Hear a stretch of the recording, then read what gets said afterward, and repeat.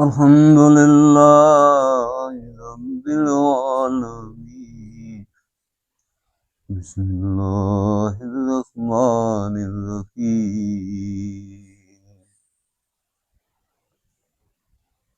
اللہ تعالیٰ کے فضل و کرم سے آج انشاءاللہ سورۃ یاسین کا دوسرا رکوع شروع ہو گیا ہے۔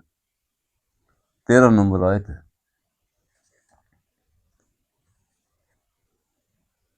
اللہ رب العزت ارشاد فرما رہے ہیں وَاضْرِبْ لَهُم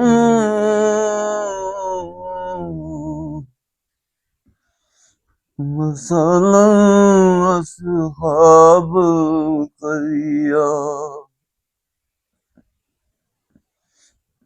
إِذْ جَاءَهَا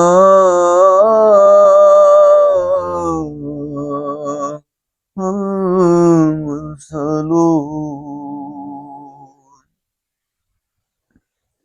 قرآن پاک قصے کہانیوں کی اور واقعات کی کوئی تاریخی کتاب نہیں ہے، یہ اللہ کا کلام ہے۔ اس کو جبرائیل امین لے کر آئے جو اللہ کی بارگاہ کے مقرب فرشتے، اور یہ کلام اللہ کا اور اللہ کے حبیب علیہ السلام کے قلب اطہر پہ نازل ہوا۔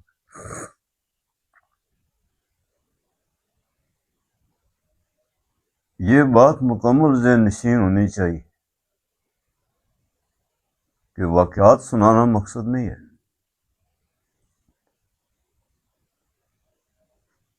مخلوق خدا کے لیے مکمل رائے ہدایت ہے۔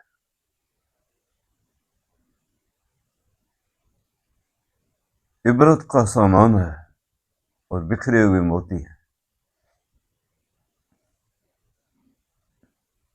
اس کارگاہ حیات میں جب اللہ اپنے بندوں پہ مہربان ہوتے ہیں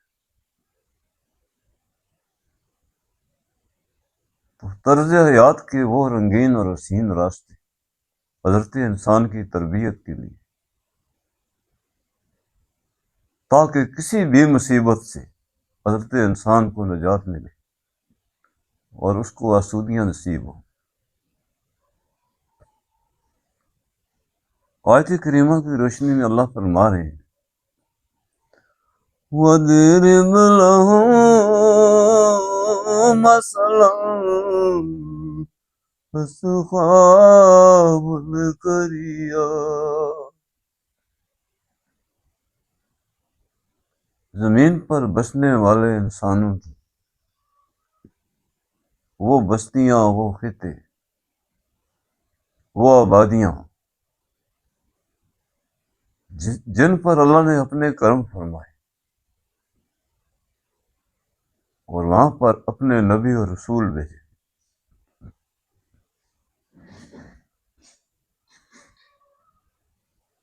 جو حضرت انسان کے لیے نجات کا واحد سہارا تھا۔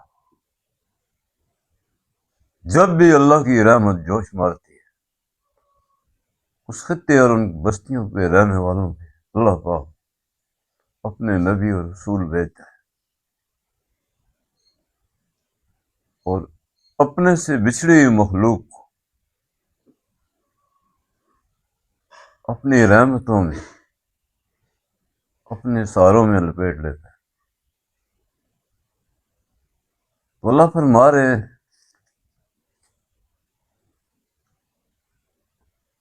کہ اے میرے حبیب علیہ السلام، اس بستی کا تذکرہ فرمائیں، ان آبادیوں کے جہاں پر میں نے اپنے نبی اور رسول بھیجے۔ إِذْ جَاءَ الْمُرْسَلُونَ۔ انسانوں کے رہنے بسنے والا وہ خطہ زمین اور بستیاں اور گاؤں اور شہر، جب میری رحمت کو جوش آیا تو درد و علم میں ڈوبی ہوئی وہ انسانیت جس کا کوئی پرسان حال نہیں تھا، وہ اپنے کردار سے بگڑ گئے تھے اور کائنات میں فتنہ فساد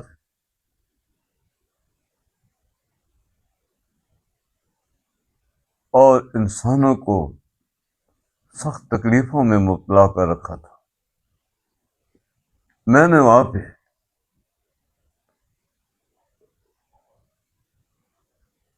وقتاً فوقتاً اپنے نبی اور رسول بھیجے اور میں ان پہ مہربان ہوتا ہی رہا. وَأَرْسَلْنَا إِلَيْهِمُ اثْنَيْنِ فَكَذَّبُوهُمَا.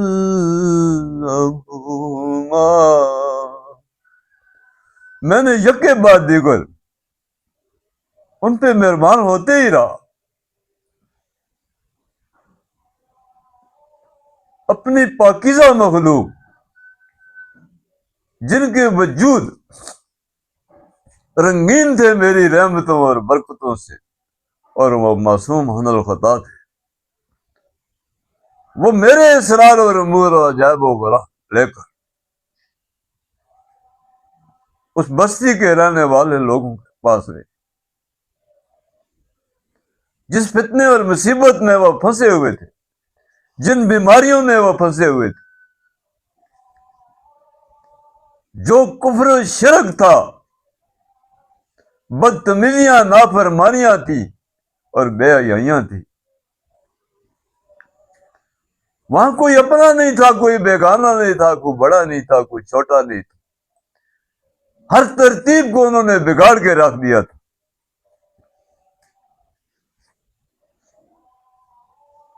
جہاں پر میری کائنات بہت پریشان حال تھی اور یکے بعد دیگر اس کے باوجود میری عظمت کا وہ انکار کر چکے تھے. انہوں نے زمینوں پہ اپنا اختیار بنایا ہوا تھا اور اس اختیار کو اتنی بے رحمی سے اپنی مفاد اور شہوت کے لیے استعمال کرتے تھے.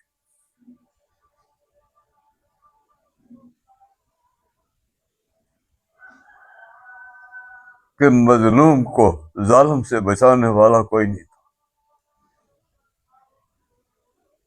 تو میں نے ان آبادیوں پہ اپنی رحمتیں، اپنی مہربانیاں اور اپنے فضل کی.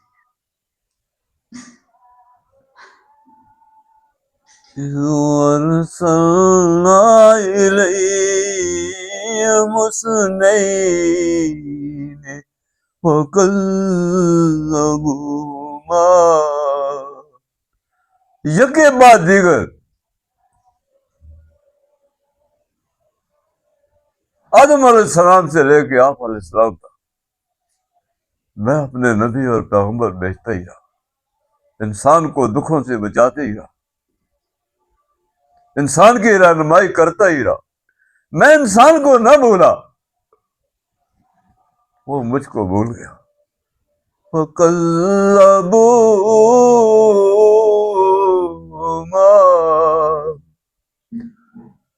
اس نے ہمیشہ مجھ سے بے وفائی کی، ہمیشہ میری عظمت سے منہ موڑا.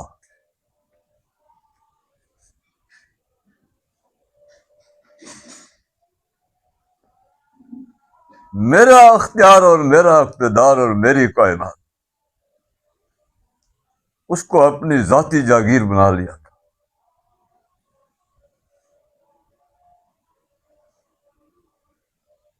جو بنیادی جھگڑا، جو بنیادی زہر جس سے حضرت انسان اس دنیا میں بھی پریشان حال ہے اور آخرت ان عذابوں سے اس کو نجات نہ ہو سکی. وہ بنیادی زہر کیا ہے؟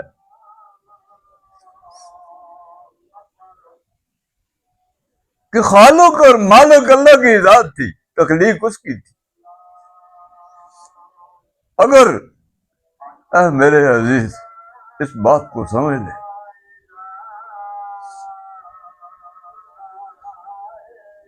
تو نے اپنے رب کو، اپنے پالنہار اور خالق اور مالک کو اپنے دل سے نکال دیا، اپنے رب کی عظمت کو ٹھکرا دیا، اور مخلوق خدا جس کی کوئی حیثیت نہیں ہے، وہ خود اپنی کوکھ میں منگتی ہے، وہ گداگر ہے۔ اس بتخانے کو تو نے جب دل پہ سجا لیا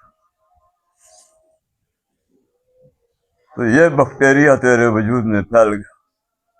یہ وہ زہر تھی جس نے تیرے سارے وجود میں آگ بھر دی، بارود بھر دیا۔ تیرے وجود کے ہر ذرے سے جب وہ آگ پھوٹ گئی وہ تیرے لیے جہنم بن گئی۔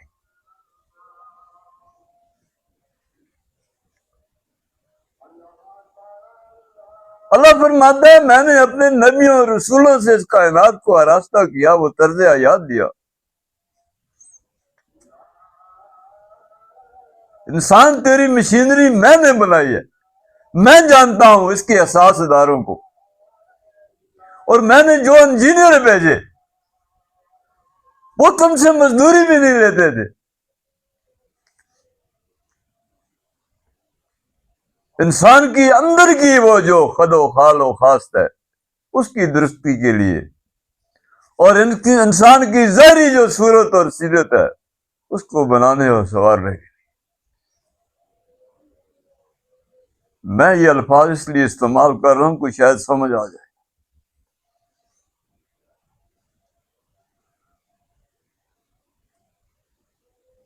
تو میں نے اس اللہ کی حسین مخلوق کو، اس پاکیزہ مخلوق کو ٹھکرا دیا، اور پھر میں خود ہی ذلیل و رسوا ہوا۔ فَكَذَّبُوهُمَا،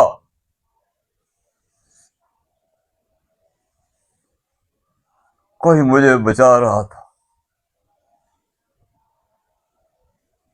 اور میں بغاوت اور سرکشی کر رہا تھا۔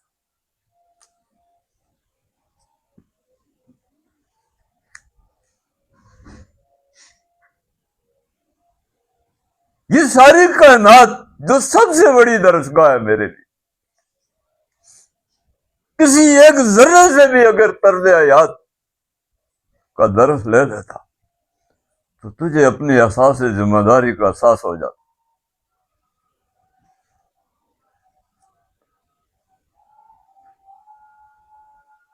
احکام خداوندی سے لے کے اعمال صالحہ تک کا یہ سفر، اس گھر کا پتہ تو مجھے میرے آقا علیہ السلام نے بتایا کہ یہ اللہ کا گھر ہے۔ خالی بتایا نہیں، مجھے ہاتھ سے پکڑ کے میرے رب کے روبرو کھڑا کیا۔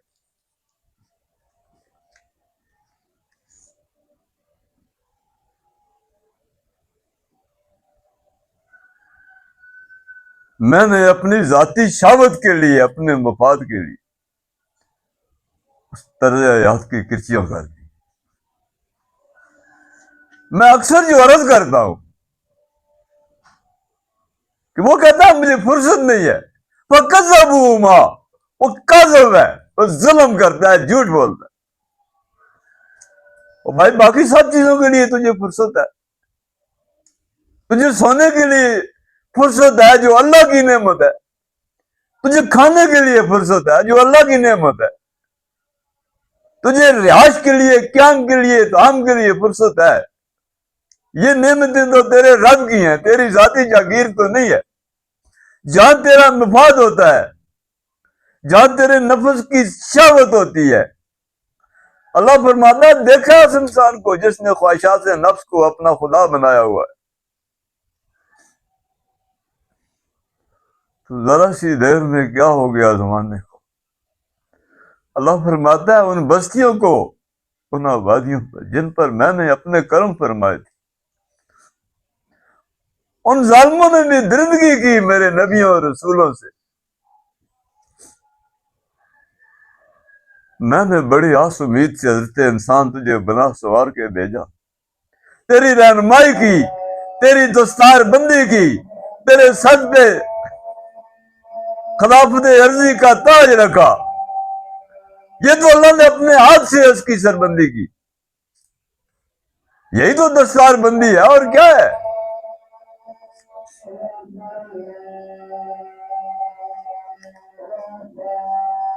شاید کہ وہ مان جائے، شاید کہ وہ لوٹے.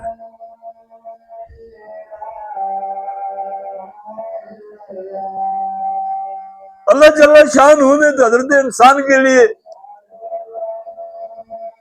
کوئی تکلیف گاہ،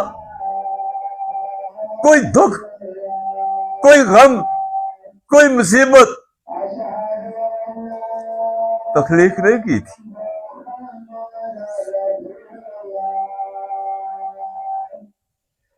جب وہ کہتا ہے کہ جس نے مجھے تخلیق کیا اور جو طرز حیات مجھے اس نے دی، جس کے لیے مجھے تخلیق کیا گیا، اس کی مجھے فرصت نہیں ہے. محبوبانو عجب حیرانیاں، محبوبانو عجب حیرانیاں. مجھے اپنے اس حسین دنیا کی فرصت نہیں ہے. اس گھر کو آگ لگ گئی، اس گھر کے چراغ سے اس گھر کو جلانے کی فرصت میرے پاس ہے، اس کو مٹانے کی فرصت ہے میرے پاس.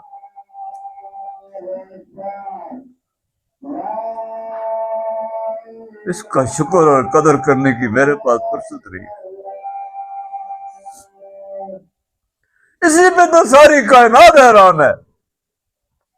بارے اللہ خود بھی تیری اطاعت نہیں کرتا، خود بھی تیری طرز حیات کو اس نے ٹھکرایا ہوا ہے، مجھے بھی مجبور کرتا ہے.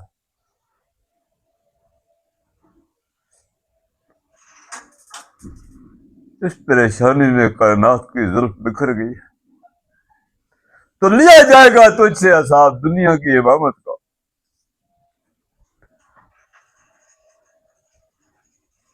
ہر لمحے اللہ جل شان ہو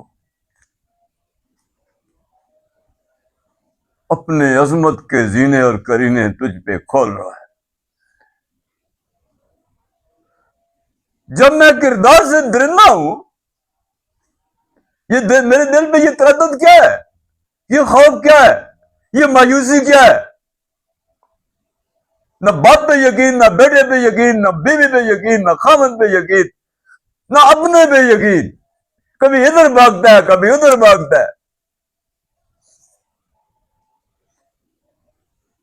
اللہ پاک نے تیرے کردار سے جو جہنم تیار ہو رہی ہے، اس کی تپش جو دنیا میں تجھ پہ پڑتی ہے، تو اس کا یہ مطلب ہے کہ تیرے دل سے سکون اٹھا دیا گیا.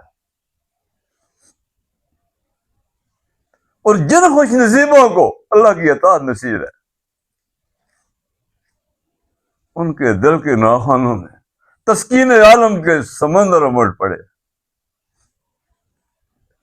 ان کو بھوک میں بھی لذت ہے، پیاس میں بھی لذت ہے، لوگوں سے دھکے کھانے میں بھی لذت ہے. ایک آہ بھرتے ہیں، اپنے رب کے ساتھ صبر کرتے ہیں. ہو سکے تو کائنات سے بھلائی کرتے ہیں، کائنات پہ ظلم نہیں ڈالتے. اللہ پاک فرما رہے ہیں وَأَرْسَلْنَا إِلَيْهِمُ اثْنَيْنِ فَكَذَّبُوهُمَا فَغَزَّلْنَا بثالث فقالوا إنا إليكم مرسلون.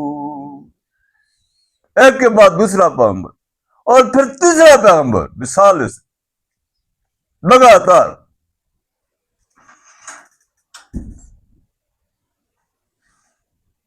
تو ہر پل میرے حبیب علیہ السلام کا دل دکھاتا رہا. میں پل پل تجھ پہ مہربان ہوتا رہا. میں نے تم سے زندگی نہیں چھینی تھی دنیا میں نے تجھے ہلاک نہیں کیا تھا جو میرے دست قدرت میں تھا. میں نے تجھ سے روزی رزق نہیں چھینا تھا. میں نے تجھ سے صحت نہیں چھینی تھی. میں نے ہمیشہ تجھے معاف کیا.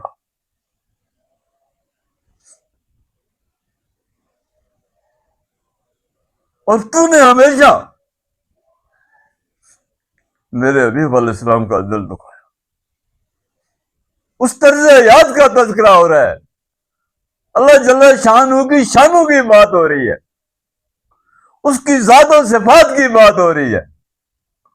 آج کی درندگیاں، آج کا معاشرہ، آج کی سوسائٹی جہاں چیخو پکار اور دھواں دھاری ہے،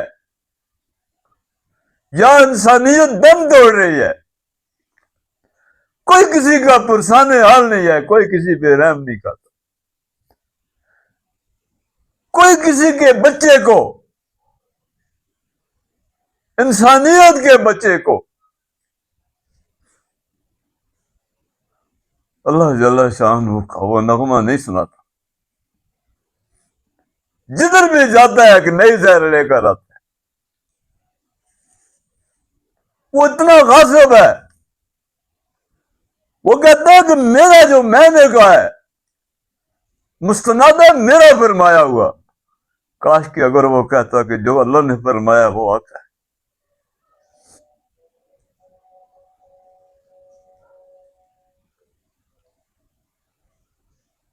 میں نے اپنے ہر ذرے کے اندر، اپنے وجود کے اندر اللہ کی نافرمانیاں، بد کرداریاں، بد اندیشیاں، ناک بد اندیشیاں اور وہ درندگیاں پھر وحشت میں تبدیل ہوئی. پھر میں ایسا ذلیل و رسوا ہوا کہ اپنی پہچان بھی مسخ کر دی.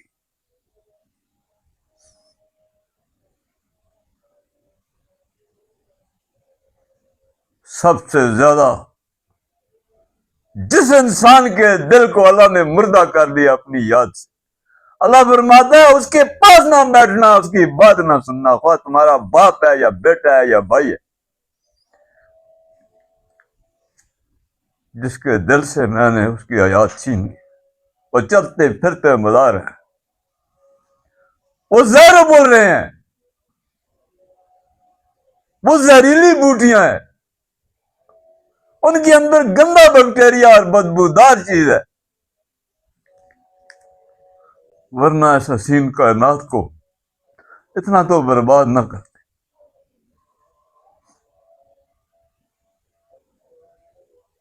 اللہ پاک آیت کریمہ کی روشنی میں ارشاد فرما رہے ہیں اپنی ذات اور صفات سے بھی، اپنے نبیوں اور پیغمبروں سے بھی، اپنی کتابوں سے بھی، اپنے فرشتوں سے بھی اور ساری کائنات کے طرز حیات سے بھی.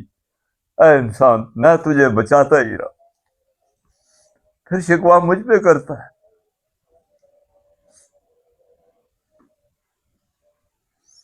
جب وقت اجل آیا، جب نتائج سننے سنانے کا وقت آیا، تو تیری ہڈیوں سے گوشت پگھل کے نیچے گر گیا ان تیری برگرداریوں سے، نافرمانیوں کی وجہ سے.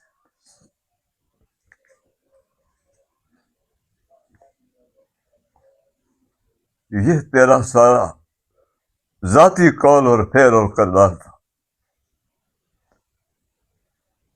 اتنے آفاقی وسیلے میں نے تجھے وسیع زمینیں اور آسمان اور ستارے اور کہکشاں اور فضائیں اور ہوائیں اور گل و لالا اور سبزہ زار سدا بار تجھے چیخ چیخ کر بلاتے رہے. تو اتنا سرکش تھا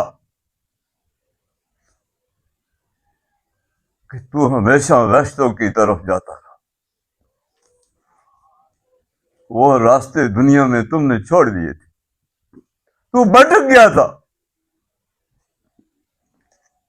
بالآخر بحر ظلمات کے بے رحم جبڑوں میں جا گیا.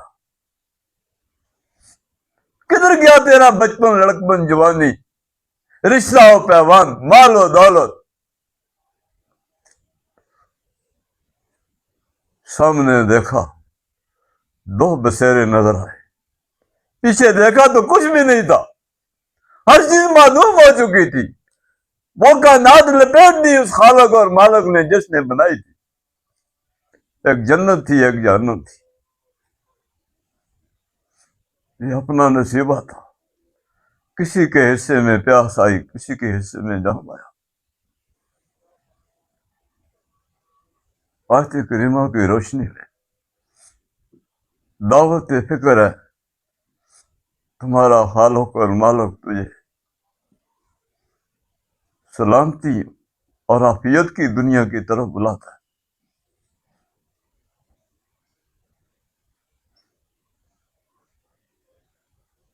گہری نیند اور غفلت میں سوئے ہوئے انسان، دو گھڑی کے مسافر، اس سرائے میں، اس عالم فانی میں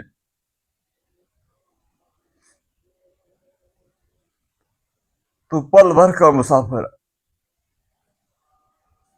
آسانیوں کی دنیا کو کیوں چھوڑتا ہے اور اپنے آپ کو اور اپنے ماں باپ اور اولاد کو ان مشکلات کے دلدل میں کیوں پھینکتا ہے؟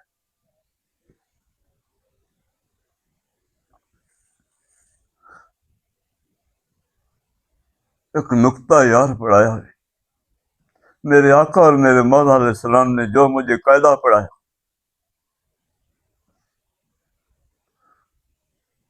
اس قاعدے نے مجھے سدابار کر دیا.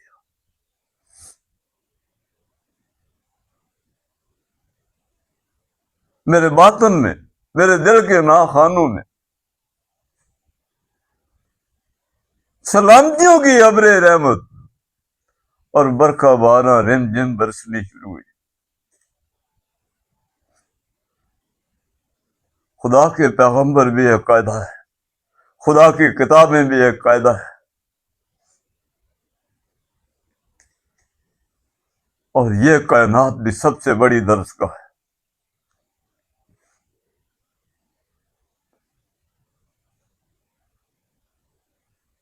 کاش کہ میں اپنے گھر کی طرف لوٹ کے آتا. میرے گھر والے بہت پریشان ہیں میرے انتظار میں کدھر بھٹک گیا ہوں.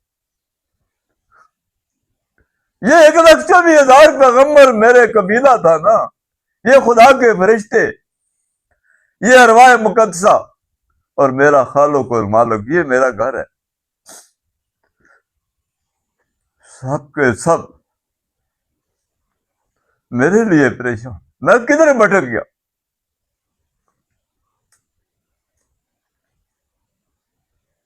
اے بھٹکے ہوئے مسافر، لوٹ کے گھر کو آ جا.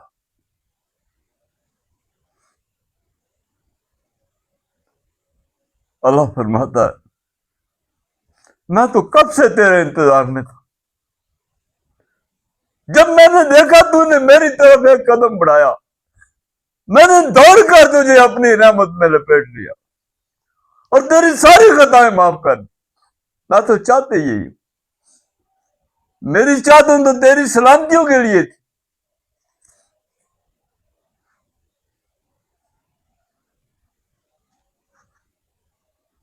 اللہ سے دعا ہے کہ بار اللہ ہم کو بھٹکنے سے بچا لینا، ہمیں راہ ہدایت نصیب فرمانا. بار اللہ جو قاعدہ ہمارے آقا اور مولا علیہ السلام کو ہم کو پڑھایا ہے، اس دنیا میں وہ ہمارے لیے آسان رکھنا۔ یا اللہ اس قرآن کو پڑھنا، اس کو سیکھنا، اس کو سمجھنا اور اس پر عمل کرنا ہمارے لیے آسان